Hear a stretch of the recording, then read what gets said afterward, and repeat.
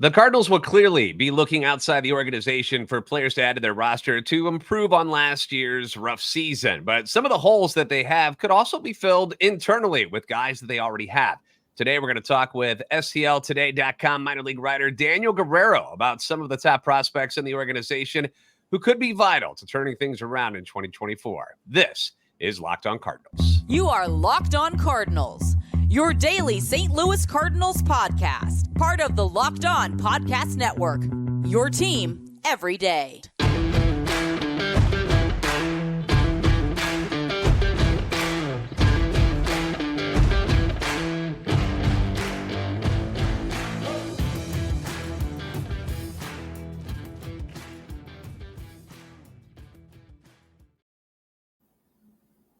Hey there, Cardinals fans. I'm JD Hafford, and I'm a national radio sports anchor, born and raised in the Lou and a lifetime Cardinals fan, and I'm your host for Locked On Cardinals, part of the Locked On Podcast Network, your team every day. You can follow me on Twitter, X, at JD Sports Radio, and the podcast at LO_Cardinals. We want to thank those of you who make Locked On Cardinals your first listen every day. We are free and available wherever you get your podcasts. You can also find us on YouTube. If you would like to see the visual aspect of this particular show, like, subscribe, comment. That way you're interacting with us, and hit the notification button so you know when the new episodes are posted. This is a show serving Cardinal Nation and giving the best fans in baseball all of the info about the birds on the bat. Today's episode brought to you by Jase Medical. Empower yourself when you purchase a Jase case. Provides you with a personal supply of 5 antibiotics that treat 50-plus infections. Get yours today at jasemedical.com. That's JASE medical.com. First and foremost, thanks, guys, for coming in today. And as you can see, we've got ourselves another guest today. Finally was able to reel in one Daniel Guerrero from the St. Louis Post-Dispatch at STLtoday.com, minor league writer for them. Going to give us some information on what's going on with some of the guys that maybe you're not as familiar with who were on the major league roster. These are the guys that are in waiting and are the guys that are coming up who are the future, obviously, of the Cardinals, but also could be a very important aspect of the present Cardinals coming into 2024. Daniel, thanks for hanging out with us today, buddy. Yeah, JD, thanks for the invite. I know this is something that, when did you first reach out to me? It was like, was it earlier this year or? It was in the middle of the season, and, the chaos that is the Major League Baseball and minor league baseball season keeps everybody so busy. I mean, you guys are always doing so much as far as writing and whatnot. So, it's tough to get guys on, but I'm glad you're able to make time for us today. Yeah. And, thanks for the invite. I'm glad it finally lined up. So let's start with a guy that the Cardinals were able to acquire at the trade deadline and ended up going on to have this phenomenal season at AA, Thomas Saggese. A lot of people talking about him right now, even though he's not in action at the moment, but because of the rumors that continue to swirl around of, if the Cardinals are going to make a deal to go get some starting pitching, that they might have to dip into some of these guys at the middle infield position to make a trade happen, a guy like a Brendan Donovan or a Tommy Edman, which would mean Saggese's role in the organization could become even more important. What were your thoughts on how his season went? And was it a surprise as how good he did, not only before he came to the Cardinals, but after the trade, how well he did? Yeah, I mean, Thomas Saggese, obviously, and a lot of people know, was one of the key pieces in that trade the Cardinals made to the Texas Rangers. Obviously, we're seeing what Jordan Montgomery's doing in the October stage, and as we record this, we're going to see what he's going to be able to do in the World Series eventually. But yeah, Thomas Saggese was already having a career year before he joined the Cardinals organization, and didn't skip a beat. I mean, you saw what he did offensively, just hitting for average, hitting for power. I think in that month of August, his slugging percentage was above 700. I think it was around 714, 715, around there. Immediately, in that first month, was named Cardinals Minor League Player of August, which is crazy because, it's like your first month in a new system and you're already named as a top minor leaguer for the first period of time that you're there. But yeah, you see what he did, and you kind of see what he also did for that Springfield club. They, filled in at second base primarily, but also played a little bit of short, a little bit of third, a little bit of first. He fits that mold of kind of that super utility infielder. And obviously when you look at his approach and when you look at what he does, great bat to ball skills. I remember talking to one coach in the Cardinal system and made that comparison of Thomas being somebody kind of like a Michael Young type hitter, obviously, who, had a long and successful career with the Texas Rangers. And yeah, I mean, when you mention, or when you look at what the Cardinals' goals are going to be this offseason, and you see that big need for pitching, to acquire starting pitching, especially, obviously the free agent market's going to be a big factor. But when you look at what can be done, or what possibilities there are as far as like making trades with other teams, and you look at where the Cardinals have kind of a surplus of talent and depth, I mean, middle infield really is that spot. And Thomas Saggese really plays a factor into just kind of that depth and where they can deal from. And I mean, obviously he showed enough in 1 month as a Cardinals prospect to get the call up to Memphis, where he played, a handful of games there before the season ended. And he really primed himself for coming into a good opportunity coming into next spring, right? I mean, with the chance to really compete and turn heads in spring training next year, after having his best season so far. Now, one of the pieces that just got added to the middle infield, they've already, they've got a stable of these guys already, but claimed off waivers this week from the Oakland A's and with the Diamondbacks before that. I mentioned in yesterday's episode, Buddy Kennedy, man, he was with the Diamondbacks. So if they win this World Series, dude's getting a championship ring. Right, but what is it about Buddy that the Cardinals found attractive and wanted him among this grouping of infielders that they already have?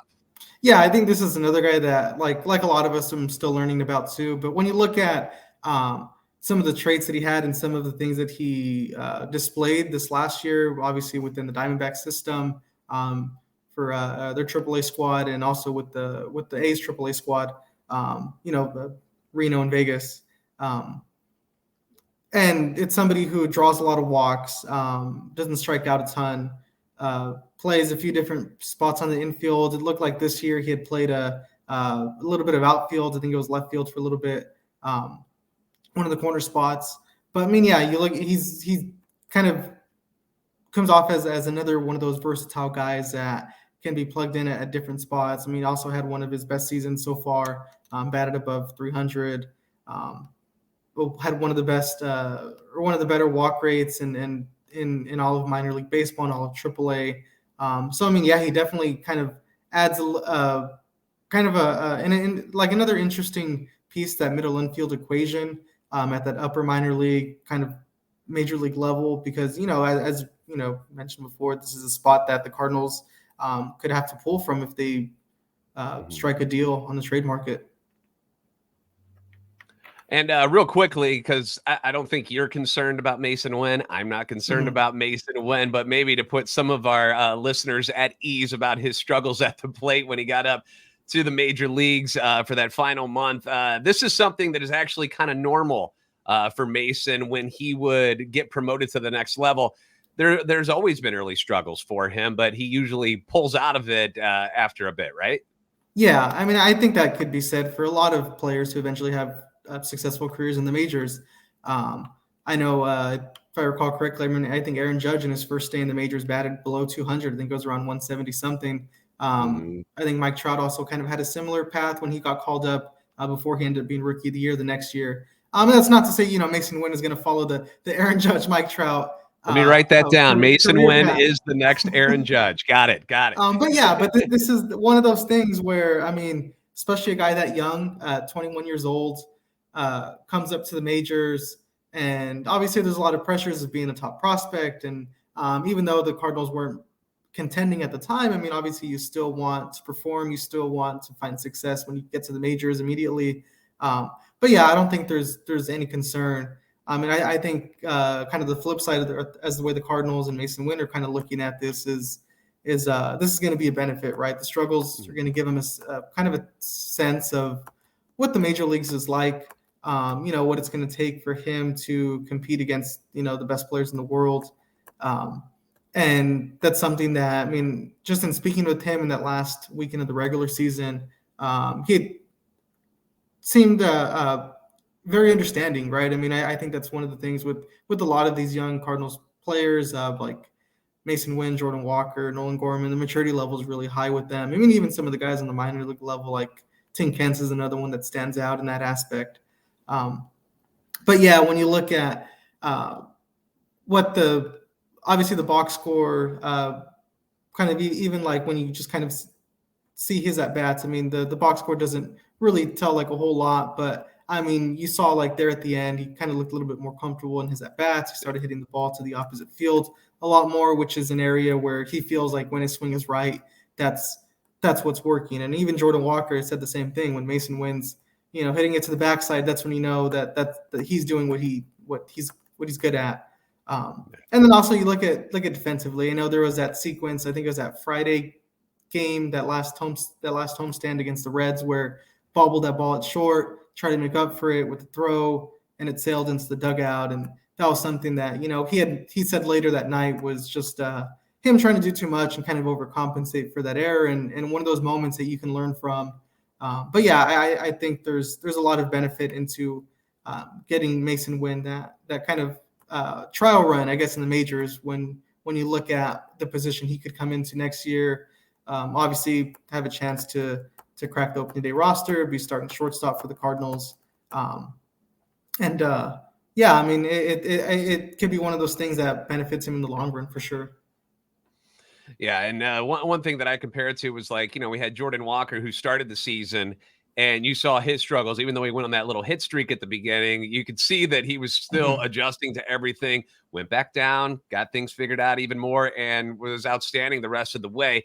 Masyn just happened to do it in September instead of doing it in April. So not stressed about it, and loved how Masyn Winn looked defensively, other than like that moment that you talked about. A lot of the times the maturity level of his defensive play was great, where he was, despite having that cannon for an arm, he would put it in his back pocket and say, all right, let's not try to overdo things and do too much. He was very smart out there. And I was encouraged by everything that he did. Is like you mentioned, hitting it the opposite way was when you started seeing him do that, and he was walking more. Like it was nice. I was feeling good about Masyn Winn, and still am feeling good about him coming into next season. All right, we're going to dip into the Arizona Fall League, guys. A lot of big names playing there that are a part of the Cardinals organization, including Victor Scott, who skyrocketed up the MLB pipeline rankings this year. So we'll get into that next here on Locked On Cardinals. Modern medical care and treatment are important and should be readily available to you when you need them. And bad things always seem to happen at the most inconvenient times. That doesn't just happen between the times of 8 a.m. and 5 p.m., Monday through Friday. We've dealt with things like pandemics, natural disasters, but travel, foreign travel, that could cut you off from your treatment that you need. And Jase Medical is your solution in these situations. What you do is you fill out their online form. One of Jase Medical's board-certified physicians will then review it, determine whether or not medications are safe and appropriate. Everything checks out. They'll send you your prescription to one of the partner pharmacies that they have. Your order will then get filled, and then it gets mailed directly to your home. You don't even have to go down the street to get it. Another bonus to Jase Medical is that you always have a physician available at any time of the day. Again, bad things happen at the oddest hours. So if you have questions about your treatment, you can reach out to one of Jase Medical's physicians 24/7 and get an answer. Everyone should be empowered to care for themselves and their loved ones during the unexpected, and that's why Jase Medical offers you the Jase case, which provides 5 life-saving antibiotics for emergency use and gives you peace of mind so that you're not just hoping that you have access to medication when an emergency happens to go down. It's there for you. You'll be prepared. You won't have to stress out. They handle everything from the online evaluation to licensed pharmacy medication delivery and ongoing consultation and care. So don't get caught unprepared. Get $20 off on these life-saving antibiotics today from Jase Medical. All you got to do is use my code. That's locked on, LOCKEDON, at checkout on jasemedical.com. $20 off on life-saving antibiotics today from Jase Medical at jasemedical.com. The code locked on at checkout. That's JASE medical.com.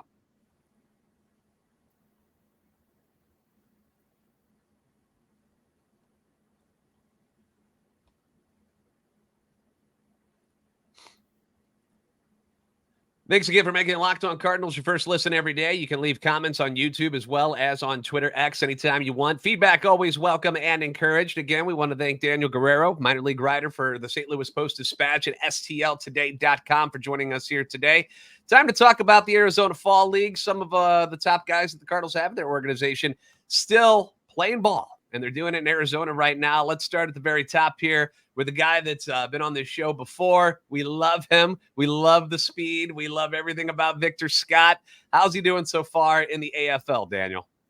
Yeah, Victor Scott, as obviously you know and everybody knows, has really risen up the kind of Cardinals prospect rankings in his first full season, right? I mean, he's somebody who was kind of a down ballot, I guess, like would be kind of like a down ballot prospect. And now you look at kind of where he sits and where he factors into the farm rankings. I mean, he's really just moved up, and I guess on like kind of in a non-brand way is like moved up very quickly. But when you look at what he's done in the fall league, he's been playing a lot of center field for Scottsdale, hitting in his regular leadoff spot.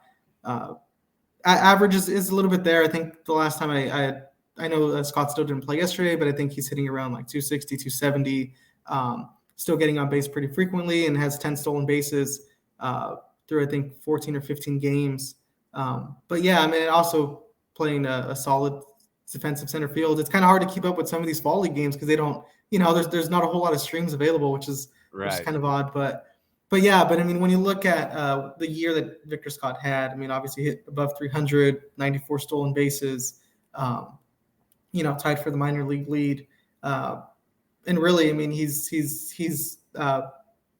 just had this kind of meteoric rise up the Cardinal system. I mean, and obviously the fall league is a big sign for him and something he's taken a lot of pride in and the opportunity that lies out there. And he's definitely been productive.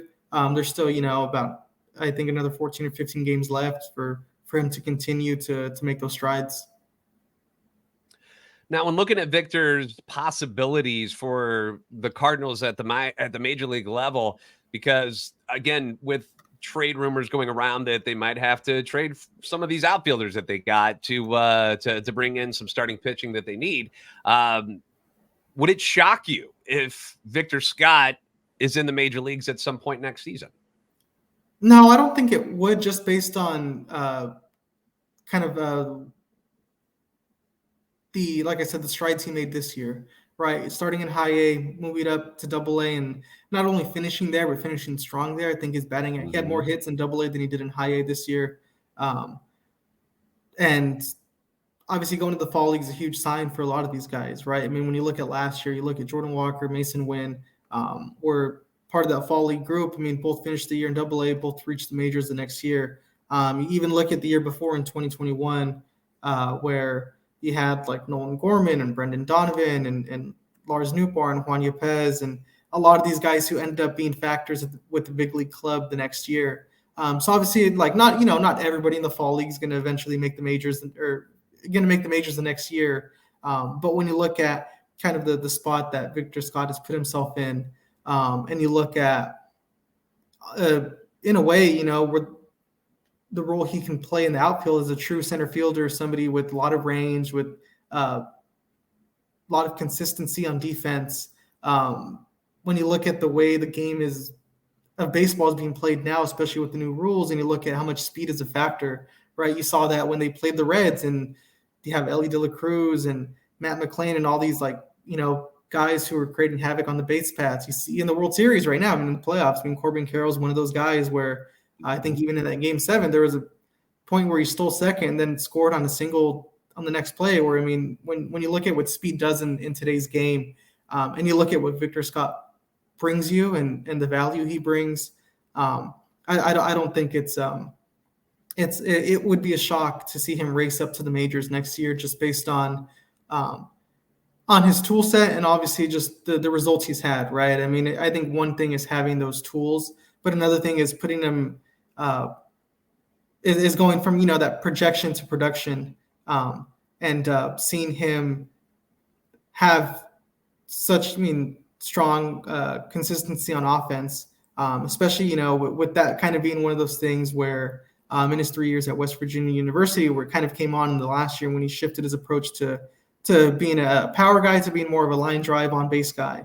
So I mean, yeah, when you look at the possibilities next spring, and you look at what the Cardinals' outfield makeup could look like, I wouldn't be shocked to see Victor Scott also in that mix. Victor Scott II, yeah. So I mean, yeah. All right, let's move on to a couple of pitchers since the Cardinals need pitching, and they were able to get a nice haul of them at the trade deadline this year, and they've drafted a few of them in the first round the last couple of years. One of them, Cooper Hjerpe, who dealt with a little bit of injury issues this year, but has seemingly, from what I saw, was able to bounce back nicely at the end of the year after having the cleanup, and then is doing okay in the AFL as well. Yeah, he's also been one of the kind of the most used guys for that Scottsdale team when it comes to just appearances in general. He's only pitching out of the bullpen, which is, I think, one of the things that you could have probably expected just based on how long of a layoff he had and kind of the shorter runway he had to kind of get built up.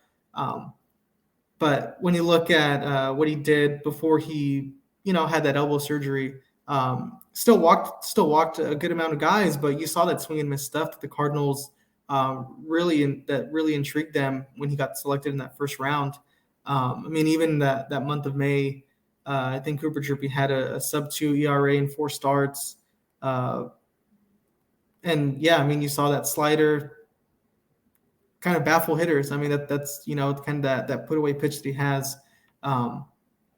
Especially when you look at the fall league, and I think this is one of those things about the fall league, which is really interesting, where you look at a guy like Victor Scott II this year, or you look at guys like Jordan Walker last year, where this is kind of a launching pad to show the organization like, hey, they're ready for that next step, ready for an opportunity to compete, to make the major league roster, to get to the majors.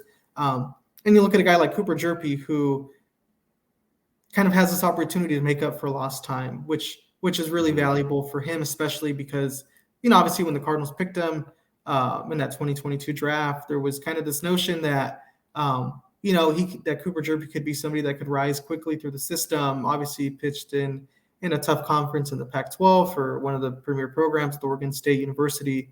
Was one of the best, not just best left-handed or best starting pitchers in college, but just in general, just one of the more dominant pitchers in Division I baseball.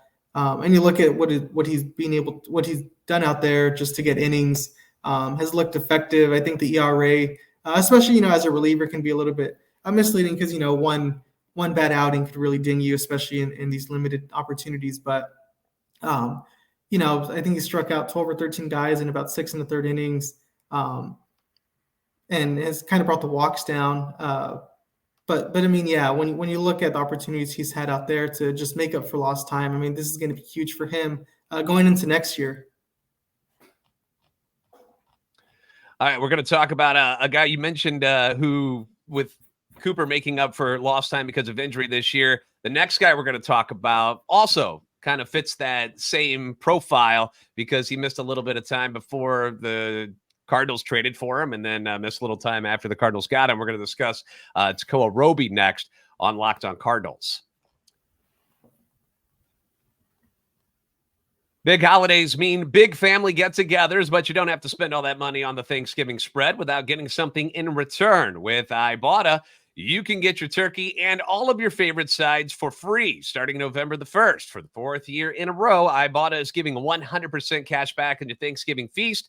Just add the offers in the app to redeem for everything that you need to make your Thanksgiving feast complete. All you got to do, shop at your favorite retailers and upload your receipt. Very, very simple. Ibotta will then give you cash back on hundreds of grocery items, from produce to personal care to pantry goods. You can also make sure that you're beating inflation with Ibotta, no matter what you're purchasing. Other apps, they'll give you the points that don't really amount to much. But with Ibotta, you get real cash back that you can cash out to your bank account, or you can put it into PayPal. You can put it on gift cards. You can also earn cash back on hundreds of online brands and retailers too when you start with Ibotta, including Lowe's, Macy's, Sephora, Best Buy, and a whole lot more. So download the Ibotta app now. Use code MLB to get 100% cash back on your Thanksgiving dinner starting November the 1st. We're just a few days away from this happening. So go to the App Store, Google Play Store, download the free Ibotta app, and use the code MLB. That's Ibotta, Ibotta, in the Google Play or App Store,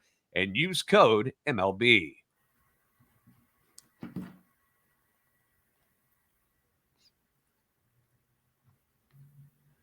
Once again, we're joined by Daniel Guerrero, minor league writer for the St. Louis Post-Dispatch and STLtoday.com, and discussing some of the prospects that the Cardinals have within the organization, some of them playing in the AFL, some of them taking some time off, but could be moving up the ranks here very, very soon. One of the guys, and you mentioned in the last segment about Cooper Hjerpe had the injury, kind of making up for lost time. Same could be said for Tekoah Roby, who the Cardinals were able to acquire at the trade deadline. And when they got him, he was already hurt. So it took a little while to get him back. It wasn't anything major that was going on with him, but he was on the injured list.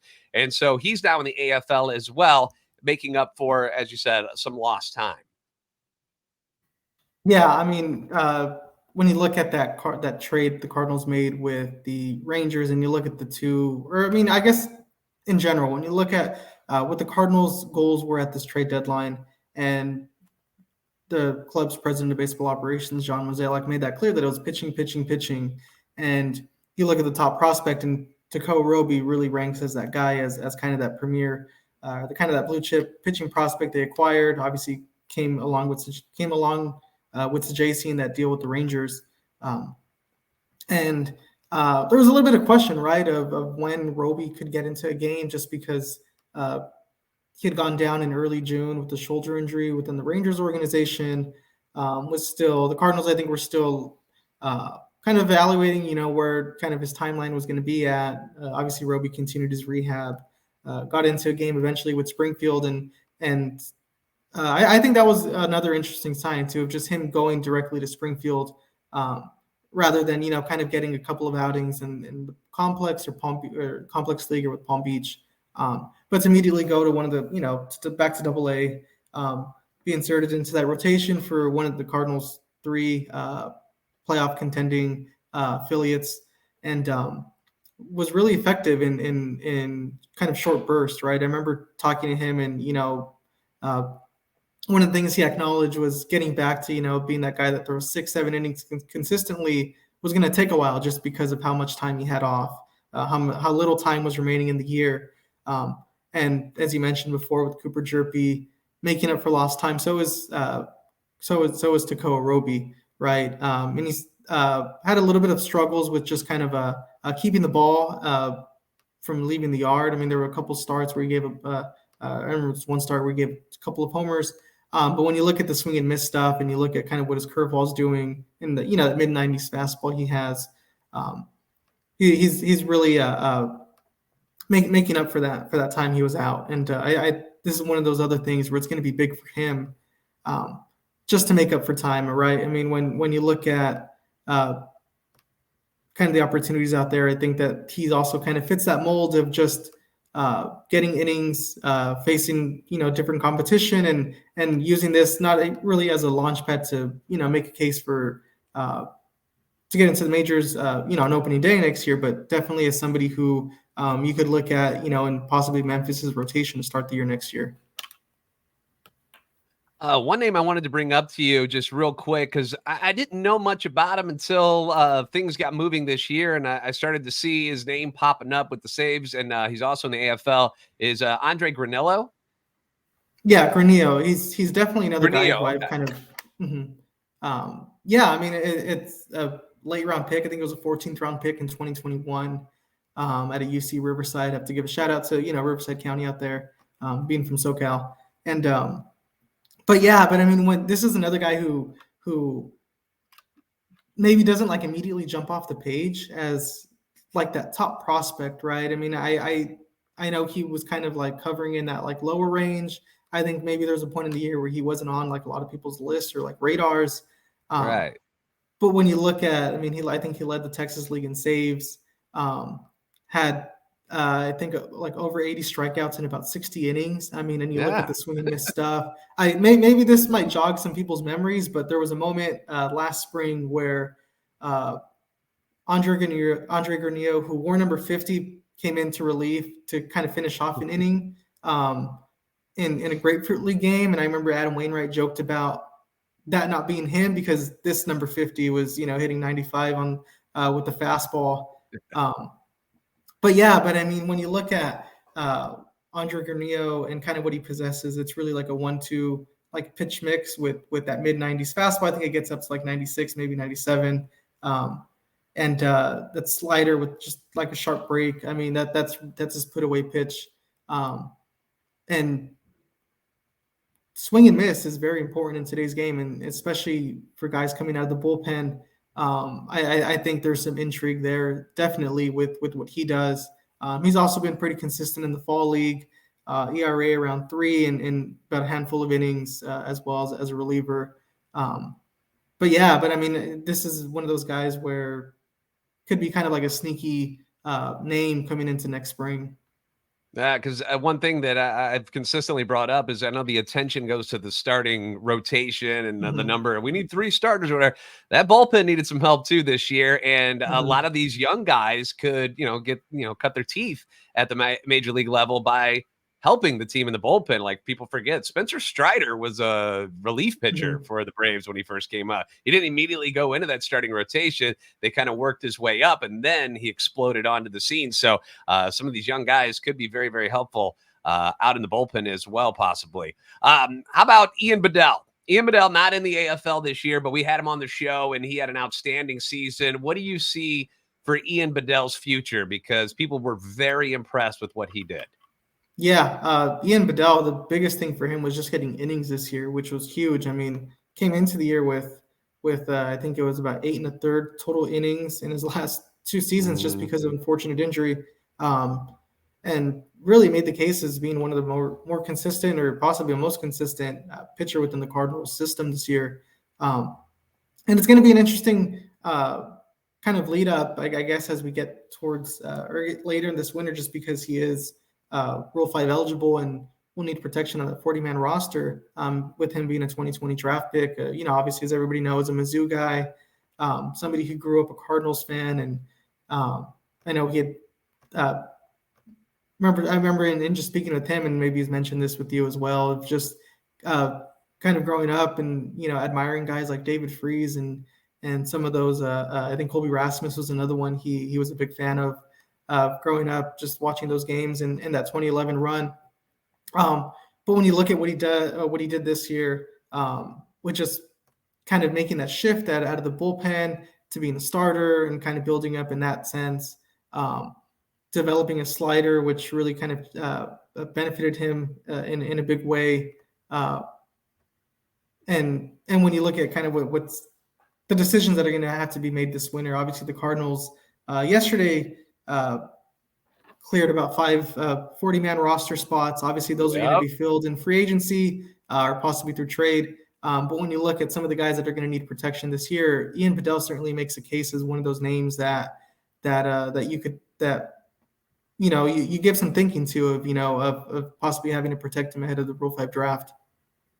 Yeah, for those of you who missed it, yesterday, later on in the evening, it was Cal Leahy, Irving Lopez, Yunio Kirakuto, Casey Lawrence, and Andrew Suarez all removed from the 40-man. So they're going to be at 35 now, which leaves, as you mentioned, a couple of spots there for some of these guys who might be Rule 5 eligible that the Cardinals are like, you ain't going anywhere. You're going to stay right here with us. So Ian Bedell obviously fits that mold as well. Glad you brought up David Freese. Today is the anniversary, right?